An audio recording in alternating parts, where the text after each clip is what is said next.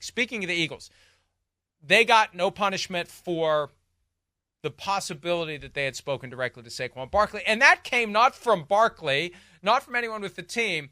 This one's hilarious. James Franklin, the Penn State head coach, talking to reporters, said that in recruiting Saquon Barkley to the Eagles, Howie Roseman pointed out, hey, there's a lot of Penn State fans who are also Eagles fans. That's what started it. And the Eagles were investigated. They looked in, we almost had the statement there, but then it went away. I wondered what was going on the screen. And they spoke to Barkley. They spoke to Roseman. They spoke to head coach Nick Sirianni. They looked at phone records. They looked at documents showing the Eagles' free agency plan. There's all this stuff they did. At the end of the day, they couldn't substantiate any tampering. And I asked them, did James Franklin recant or otherwise revise what he said to reporters? And they wouldn't answer the question. We're not going to tell you what James Franklin said. Well, I mean, he would have had to have recanted or revised what he said because he said they spoke directly to Saquon Barkley. So, again, Charean, I hadn't thought of this before just now. I think the Eagles really did get a gift here.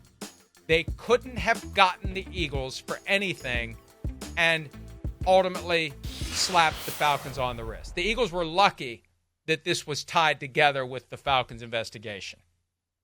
And you know what this tells you, Mike? That we all know there's tampering that goes on with every team every year with players. It's what happens. It's the best thing at the scouting combine that they get out of the scouting combine. It's why everyone goes to the scouting combine more than for looking at the guys who are going to come into the draft prospects.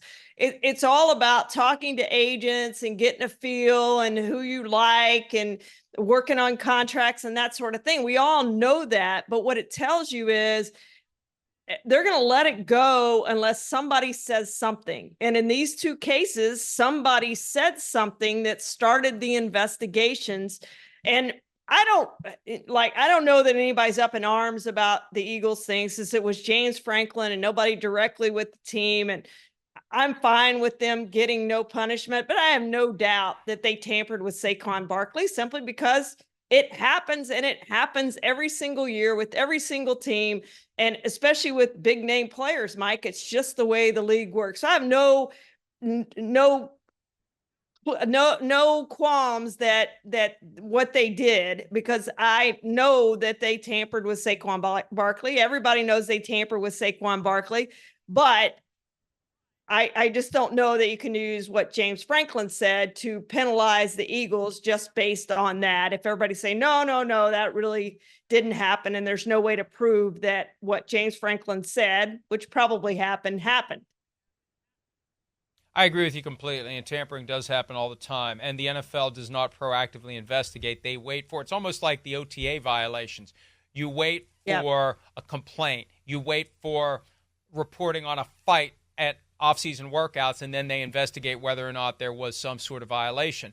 The NFL consistently looks the other way on tampering, and I think there is an element as well. Now, it doesn't explain why they hit the Dolphins as hard as they did a couple of years ago. Yeah. It's possible they hit the Dolphins as hard as they did a couple of years ago because they were just generally pissed off at what the whole Brian Flores and the lawsuit that was filed and his claim that he was offered $100,000 per loss, and the NFL had to concoct some phony, ridiculous. Stephen Ross was joking. I still can't find the punchline in the joke of, I'll give you $100,000 for each game that you lose. But it's kind of like, hey, Dolphins, you did some stuff that was messed up, so we're going to get you for tampering instead. Yeah. We're not going to get you for something that would really speak to the heart of the integrity of the game, deliberately losing. We can't get you for that. We're going to get you for this instead. That might be the explanation, because I think generally, Charean, there's a reluctance by the league to tell the world we got a bunch of cheaters in here. They only do it in limited circumstances with broader objectives in mind, like the bounty scandal.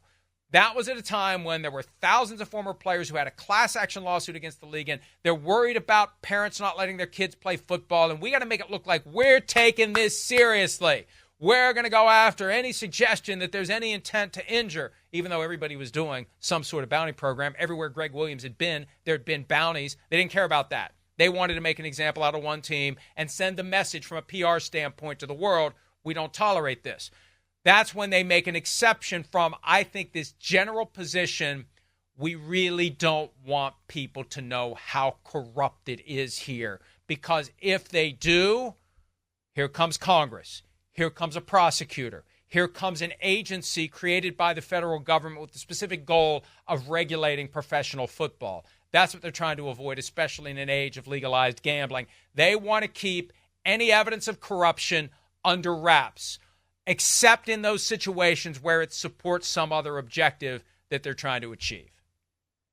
I agree with you, Mike. I do think the Dolphins, on the face of it, were penalized for tampering with Sean Payton and Tom Brady, but I don't think that's really why they were penalized. And it was a stiff penalty. And you didn't see the Dolphins really argue with that too much publicly, because they knew what they had done. And it was bad, and it would have been really bad, or worse for the league. It was bad for the league anyway, but worse for the league if the league had come out and said, well, this is why they're really penalized. So I do think that was the main reason they lost what they lost, which was a first rounder and a third rounder, which was a huge penalty. Based on precedent, Mike, and based on now what we've seen, the penalty for the Falcons, that was a really harsh penalty. If that was the penalty for tampering for a coach and a player, a quarterback, that they didn't even end up with, as you pointed out.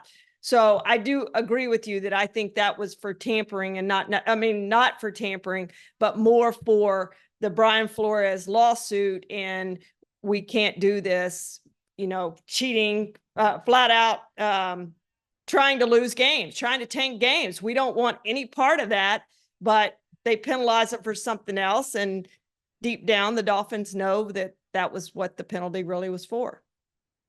And we were one of the only ones reporting on the fact that the Dolphins were trying to line up the Sean Payton, Tom Brady 2-for-1 in early 2022. Yeah. And I think it would have stayed under wraps. And this is what happens when Mary Jo White gets the assignment to go investigate. She was assigned to go investigate the tanking, and part of that investigation presumably led to the evidence of the tampering. The NFL had to deal with it.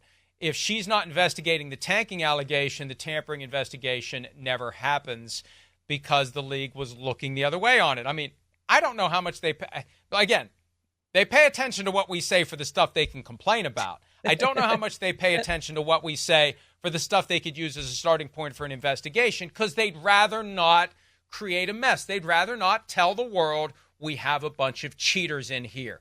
It takes time, it takes effort, and the end result is there's a certain critical mass that you reach where someone in Congress says, this is an inherently corrupt organization. Some prosecutor who is trying to make a name for himself or herself says, man, I think I'll start a witch hunt of the NFL, because I got a feeling there's a lot of witches in there, and I'm going to go find a few of them. That's what the NFL, I think, is trying to avoid. All right, let's take a break. When we return, will this year's Chiefs offense look more like the 2022 version when they won the Super Bowl, or the 23 version when they won the Super Bowl? Patrick Mahomes weighs in on that next here on PFT Live.